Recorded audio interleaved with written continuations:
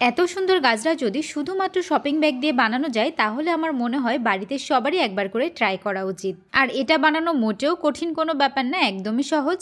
Shopping ব্যাগটা এইভাবে গোল করে কেটে নিতে হবে এবং আমি এখানে 4টে পাপড়ি রেখেছি, আপনারা চাইলে 5টা পাপড়িও করতে পারেন এবং আমার দেখানো প্রসেস অনুযায়ী এটা কিন্তু সেলাই করে নিতে হবে। আর চেষ্টা করবেন ফুলটা যেন সুন্দরভাবে করা যায়। ফুল সুন্দর হলে আসলে টোটাল গাজরাটাও অনেক সুন্দর হবে, কারণ ফুলের সাইজ যদি একটা বড় একটা ছোট হয়ে যায় তাহলে আসলে গাজরাটা দেখতেও খুব একটা সুন্দর লাগবে না।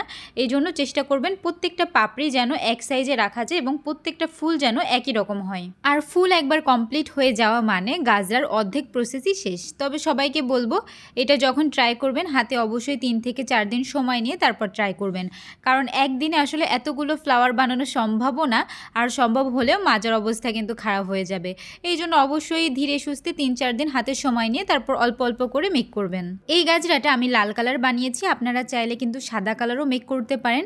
সাদা কালারের মধ্যে বানালেও অনেক সুন্দর লাগবে। এরপর একটা ফুলের সাথে আরেকটা ফুল জুড়ে দিতে হবে ঠিক যেমনভাবে আমি ভিডিওতে দেখাচ্ছি, এবং এটা একটু ভালোভাবে কিন্তু আপনারা সেলাই করে নেবেন।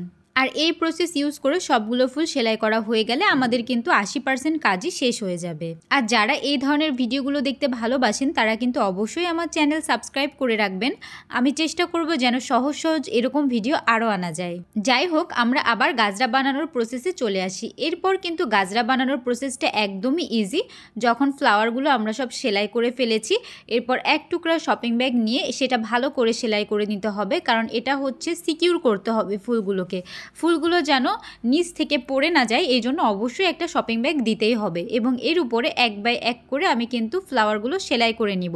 অ্যাকচুয়ালি সেলাই বলা যায় না আর কি, ফুল যেভাবে আমরা মালা করি ঠিক সেমভাবে এটা কিন্তু আমরা ফ্লাওয়ারটা একের পর এক সাজাবো। আসলে এর আগে অনেকবার আমি সাদা ফুল দিয়ে গাজরাগুলো বানিয়েছি, এই জন্য মনে হলো এইবার লাল দিয়ে ট্রাই করি। তবে এই ভিডিওটা কিন্তু আগেও আপলোড করা আছে শর্ট আকারে, এবং ভিডিওটা একটু ঘোলা হয়ে গিয়েছিল। এই কারণে আমি ভাবলাম লং করে আপনাদের জন্য একটা ডিটেলস ভিডিও আনি। তো অবশ্যই কিন্তু কমেন্ট করে জানাবেন যে ভিডিওটা আপনাদের কাছে কেমন লাগলো এবং আমার এই গাজরাটা কেমন হয়েছে। সবাইকে অসংখ্য ধন্যবাদ যারা এতক্ষণ ধরে আমার ভিডিওটা দেখছিলেন।